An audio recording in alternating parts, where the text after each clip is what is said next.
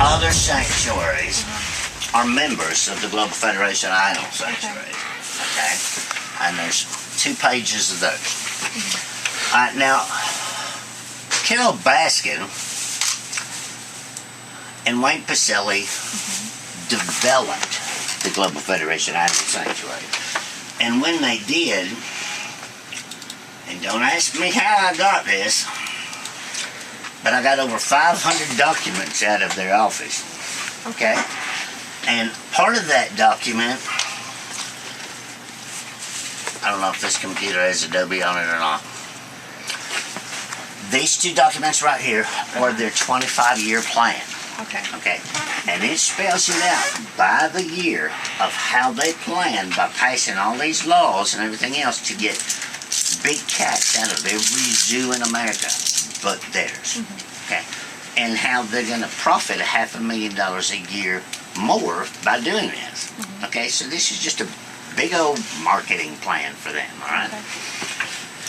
Right here it is, it opened it. Okay, see, it goes by every year the next step they have planned. Okay, and it's all about profiting money for their own selves. It's not about animals. None of this is about animals. It's about money. Okay, and people are dying for this. Okay, Carole Baskin in 1997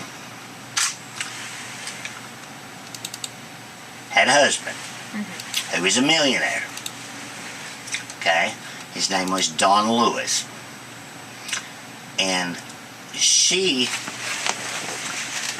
made his power of attorney. Okay, and it says on there that she is the one who made it.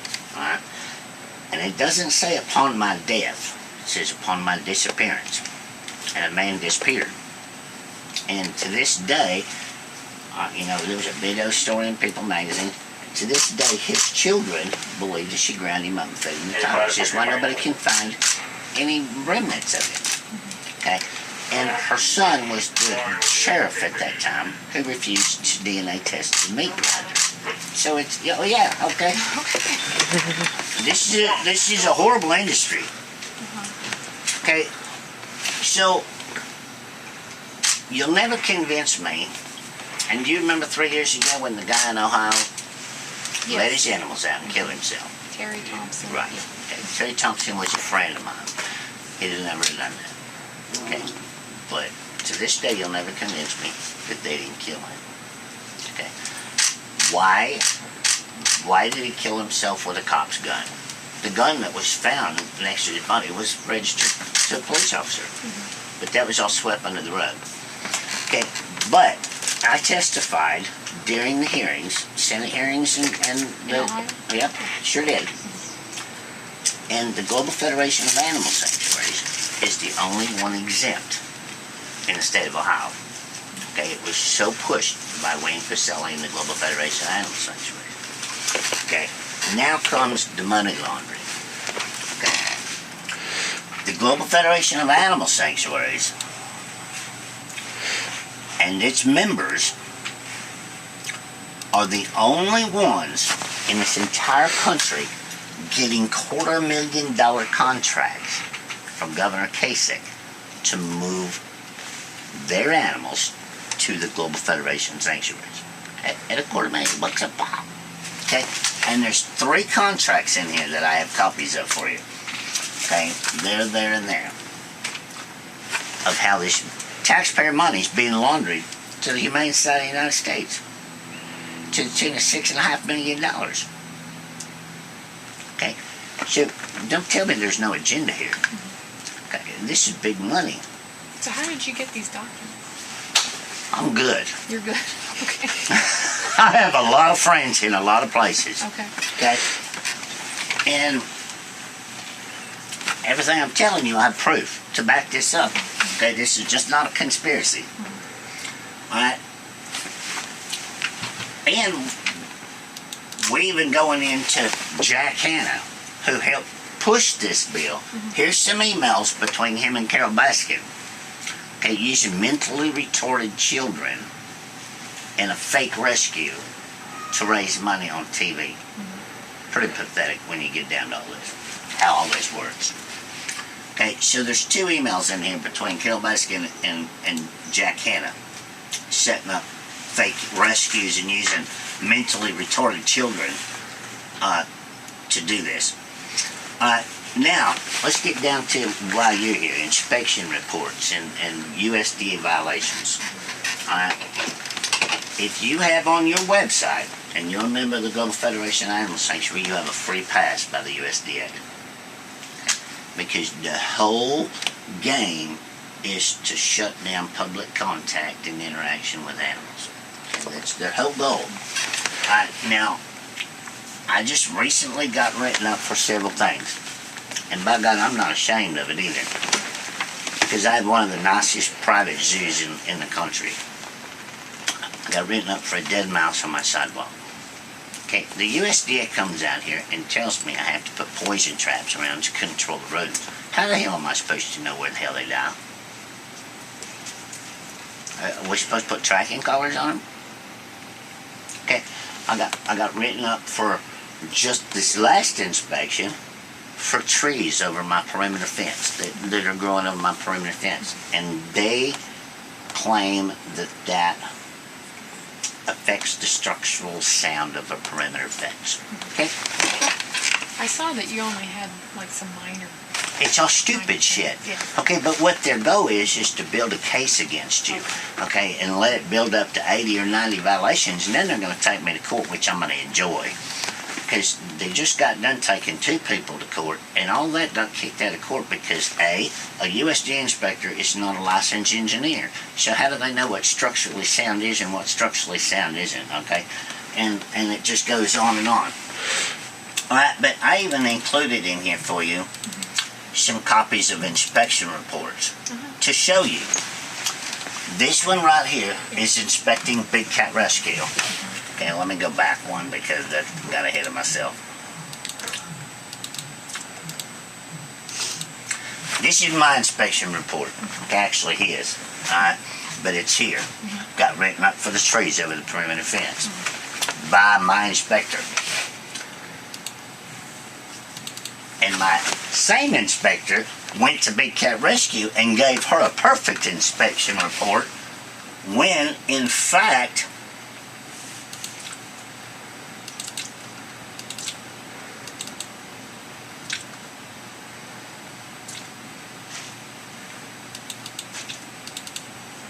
her cages are built on trees.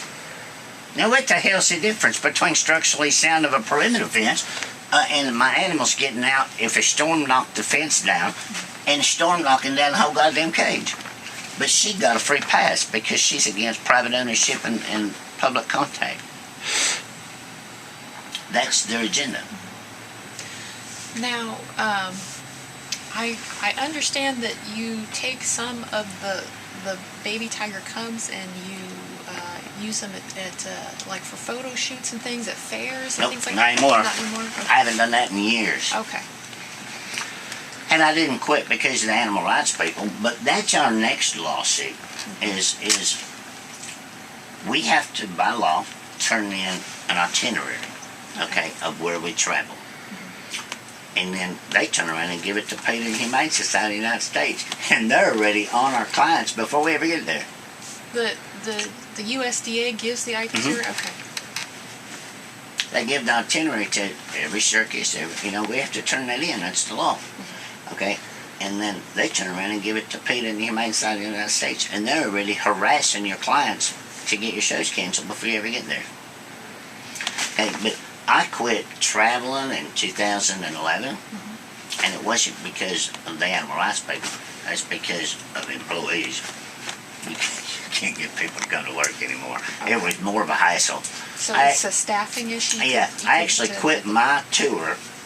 I finished a 42-week tour in Las Vegas. I was in Las Vegas for 17 days, and I chased my employees around Las Vegas for 17 days, drunk and not wanting to come to work, and then it gets, And I brought my semi back, and I parked it, and I ain't never pulled it out of here since.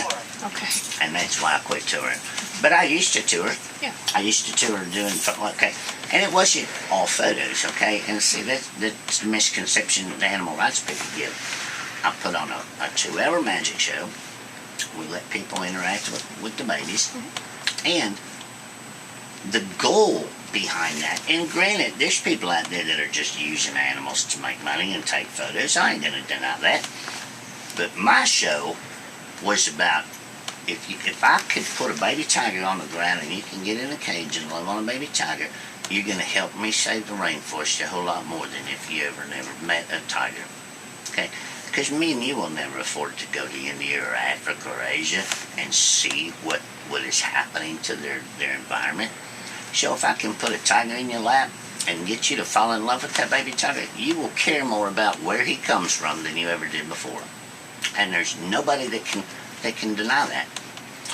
You know, you can't, people don't want to be preached at. You know, I didn't want to be preached at in school. You couldn't make me read a book if I wasn't interested in it. And people reading on the internet the destruction of the rainforest using palm oil and chocolate and Skittles and all that shit that we eat that's destroying their habitat, they don't give a shit about that.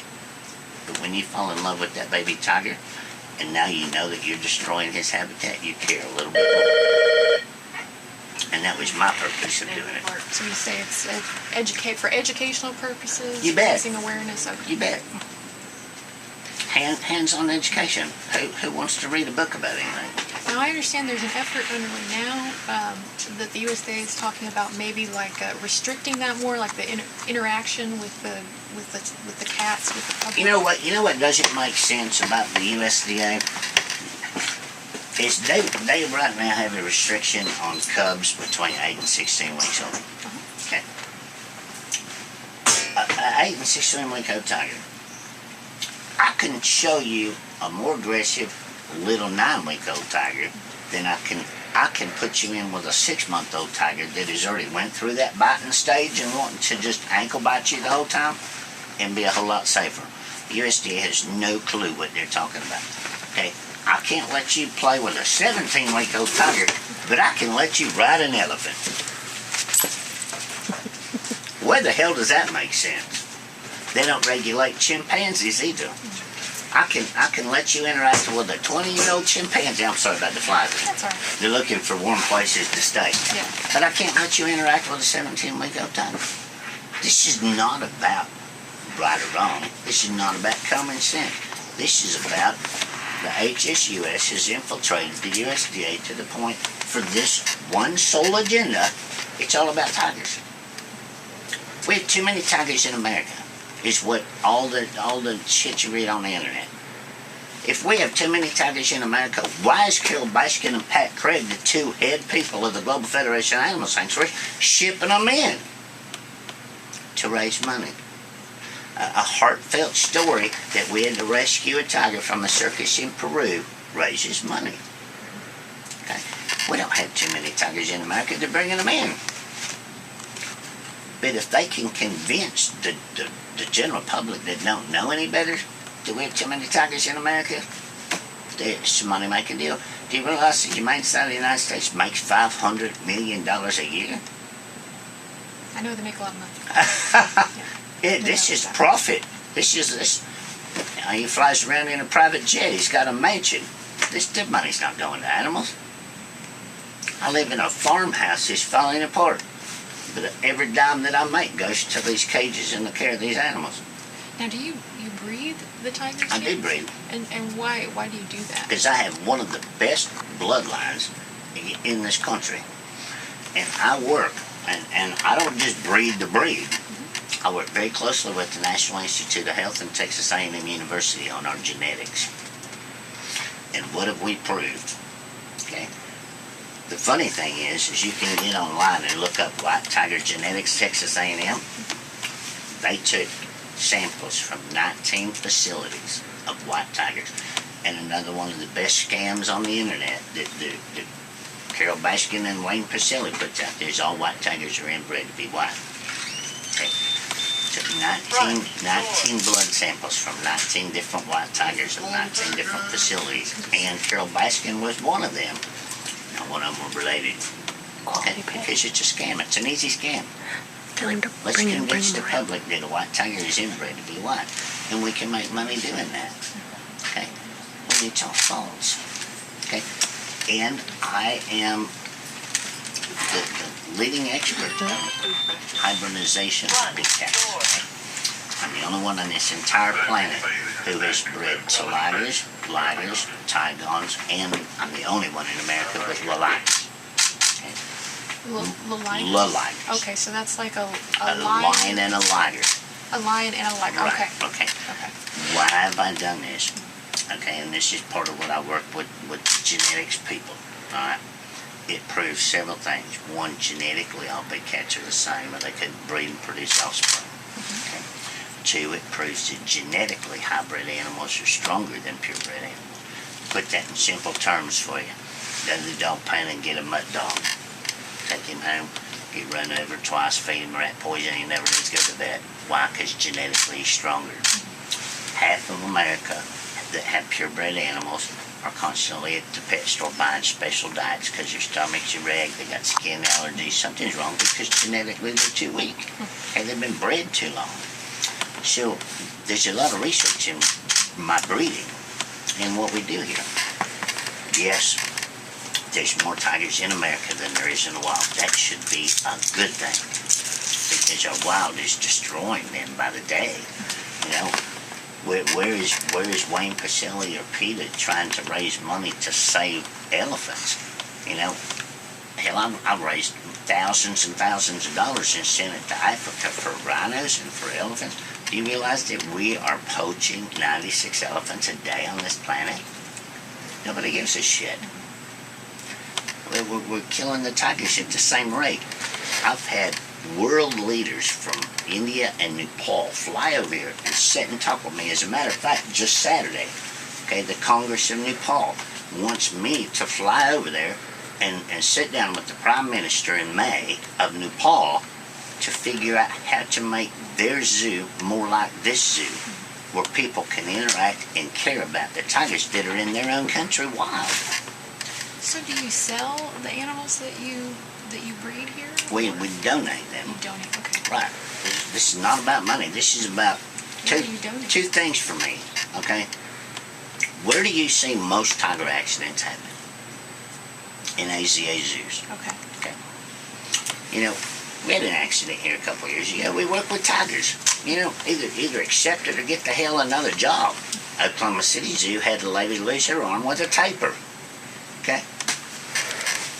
7 or 9 baseball girls died on the mountain up here in a car wreck. You know, we're going to die somehow, some way. Okay? It's not by just tigers. Alright? But since the San Francisco accident, where that tiger killed those kids, got out and killed those kids, now we had another lady get killed in an AZA zoo in West Palm Beach, Florida just recently. Wow. Because they're mean tigers. Okay, in order to be an AZA zoo, you have to get a tiger from the wild or an AZA farm. And they don't allow contact. So you're going to put a tiger in a wild cage, and Oklahoma City Zoo is guilty of this. They paid $30,000 for 2 wild-caught lions, and they were so mean they couldn't operate with them, so they gave them to the Kansas Zoo. Okay? If I can breed a genetically good bloodline tiger and bottle raise it, get it used to public, get it used to being in a cage, get it used to the handlers, and send that cub when he's 10 or 16 weeks old to a zoo so he can grow up in that zoo, you have a less dangerous tiger. Now, the animals that you raise here, I mean, the cubs, do you use them to interact with the public and for photo sessions and things like that? When they're too old, do you donate them? Is that how it works? We have a list. Okay. I have a long list of zoos waiting for cubs. Okay. Every cub that we use here, and we don't do photo sessions anymore. Okay. We allow you to sit on the floor and interact with them, and that's it. We don't pose for pictures or any of that shit. I'm past that stage. Okay, people are ignorant. They won't listen to you.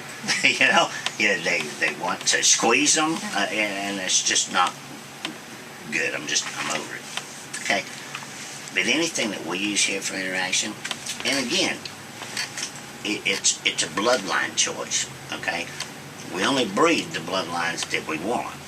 Okay, we just don't put 2 together and let them breed.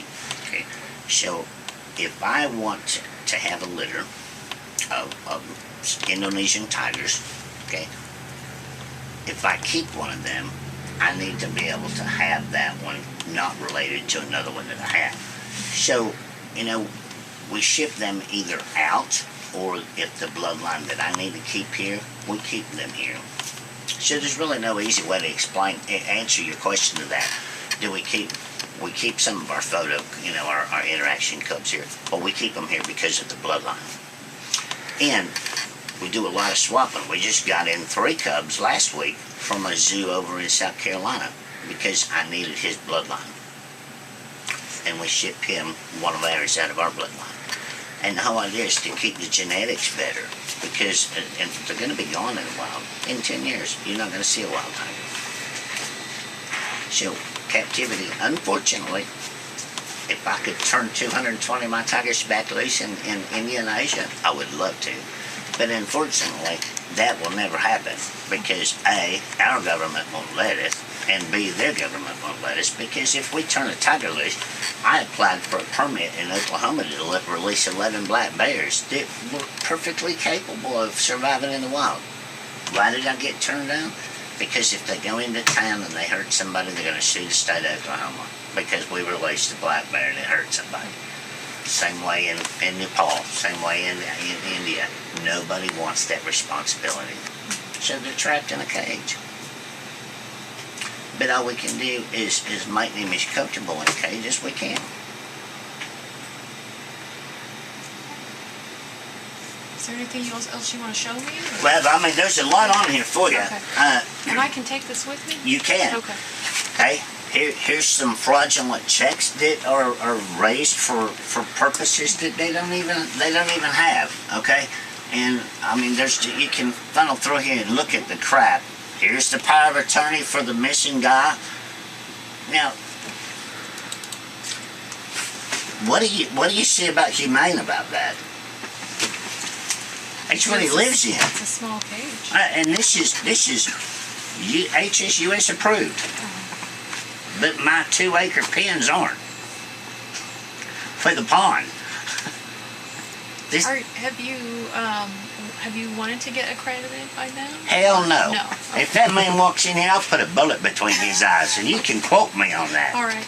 I don't wear a gun for nothing. They blew my shit up last year. They blew your... What? My TV recording studio and my alligator house. Oh, hell, they blew it to the ground. I was in Chicago at a funeral. First time I left this place in a year. And they crawled in here and blew it up. The Humane Society or the animal... Animal rights people. Okay.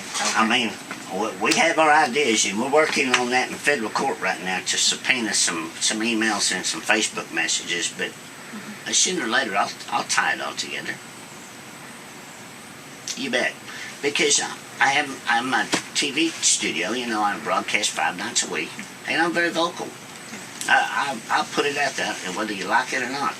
And that was their way of shutting me up. Unfortunately, it didn't. Because I built it back bigger and better. But yeah, this is a vicious industry. But it's all about controlling money.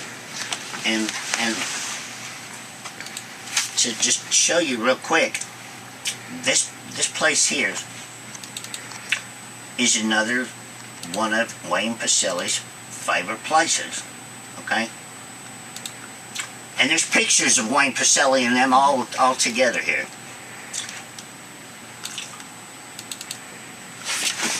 That is Wayne Pacelli approved. Why? Because they're against private ownership.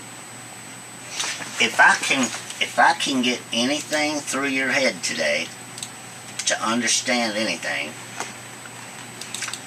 this guy right here is in Kingsburg, Colorado, and the USDA is sending him every animal they confiscate.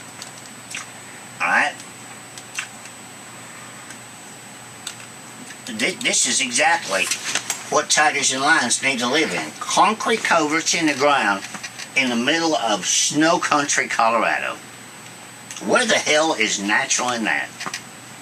But this is an hour away from the USDA office, head office. He gets every variance he wants, and he never gets written up. if I was to put tigers in a concrete covert in Oklahoma, Wayne Pacelli would be so up my ass. But this is okay for them because they're all in that little club. Okay? But if I can get anything at all across to you today, what is a sanctuary? A sanctuary? What is a sanctuary? You're asking me? Uh-huh. Well, What do you think a sanctuary is? Okay, well I guess my understanding it would be a place where maybe animals that have been in zoos or were privately owned and the owners can't take care of them anymore. Who owns a sanctuary? Would it usually be a non-profit or a private individual? I mean, I guess it would depend, right? I mean, they're all You just said it. What is a sanctuary?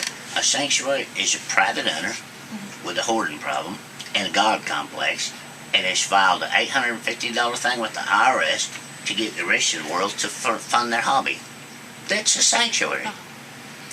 They are in Ohio, and I've been up Governor Kasich's ass so far, sending SWAT teams with guns and rifles and pointing it at women and children to take animals away from a private owner to send them to Colorado and to California for $250,000 to another private owner. A sanctuary should be a place of refuge, closed to the public, not selling tickets to exhibit their animals like every one of them are, and raise money, as non-profit. But these guys are all selling tour tickets, kid tickets, every fucking ticket you can think of, and they're supposed to be a sanctuary. So you're saying they're basically just like a zoo? They're exactly like a zoo. Okay? Carole Baskin is right in the middle of 2 interstates in Tampa, Florida. She's no different than the Orlando Zoo. She sells 50 kinds of tickets. But she claims to be the sanctuary of the world. And Wayne Pacelli is just so far up her ass, it's not funny. Okay, get your priorities straight if you're going to start bitching. Okay, first of all, if you're going to be a sanctuary, you should be closed to the public, and them animals shouldn't be